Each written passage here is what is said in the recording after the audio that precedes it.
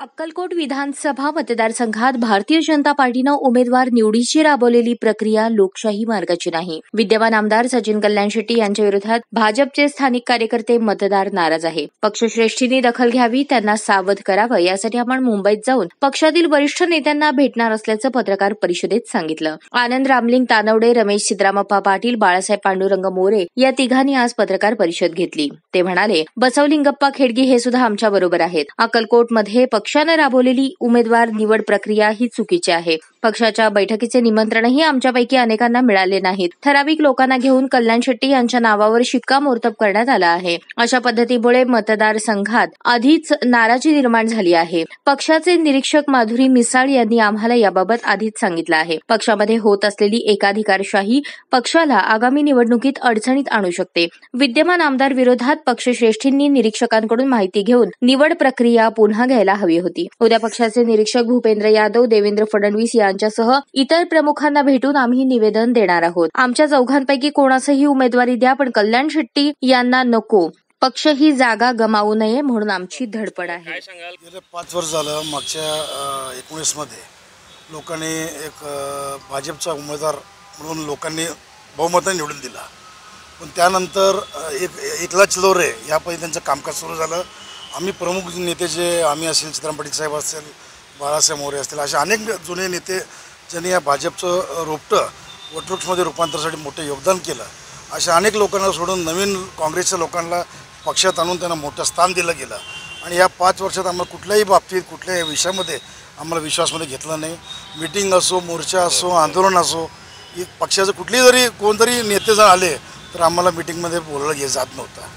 ह्यासाठी आम्ही वेळोवेळी सन्मान्य प्रदेशाध्यक्षांनाही आम्ही एक काहीची कल्पना दिली. त्यांनी हा विषय मिटवा म्हणून खूप प्रयत्न केला, पण विद्यमान आमदारांनी त्या गोष्टीलाही प्रदेशाध्यक्षही गोष्टीला त्यांनी दुर्लक्ष केले.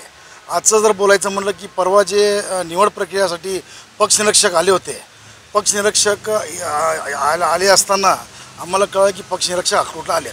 आम्ही त्यांची वेळ घेतली. आमच्याकडे माधुरीताई मिसाळ आले होते, त्यांनी आम्हाला वेळ पण दिला. अक्कलकोटचं मतदान संपून त्यांनी सोलापूर येताना आम्हाला वेळ दिला.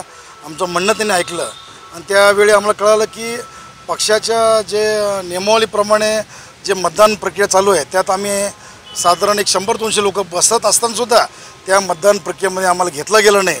आम्ही जर मतदान प्रक्रियेमध्ये आलो तर मला हे मतदान मिळणार नाही ह्या भीतीपोटी त्यांनी आमचे कोणाची नावं नियमावलीत असतानासुद्धा आमचे नावं न घातल्यामुळे ते मतदान प्रक्रियेत राबवली गेली. तरी पण आम्ही सहज भेटल्यापैकी साधारण 10-15 जण आम्ही तिथे उपस्थित होतो.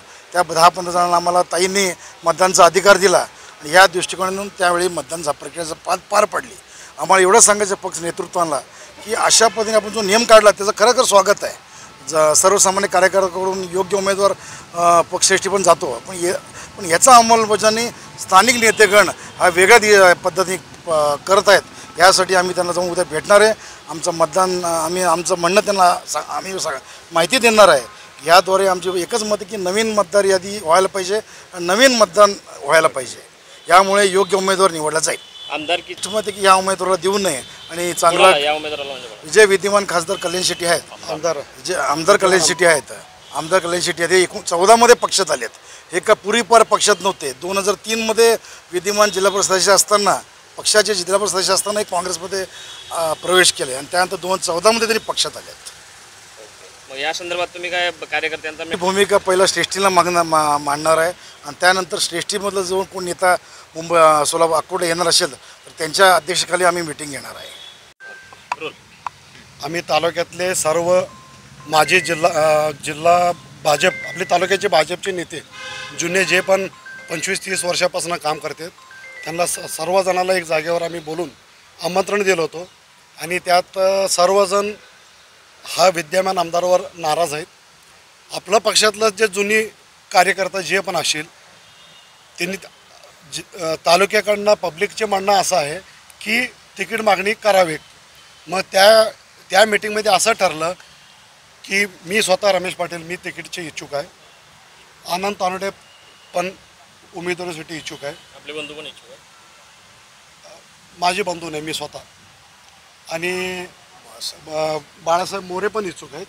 त्यानंतर बसलिंगप्पा खेडगे जे अक्कलकोटची नगराध्यक्ष आहेत त्यांनी पण इच्छुक आहेत.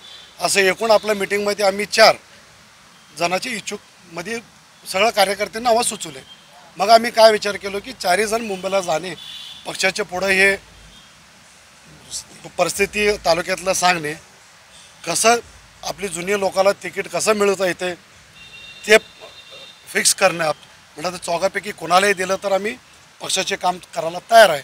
विद्यमानला जर तिकीट तुम्ही जर दिलं, हा पक्षाला धोकाची घंटी हेच 100%.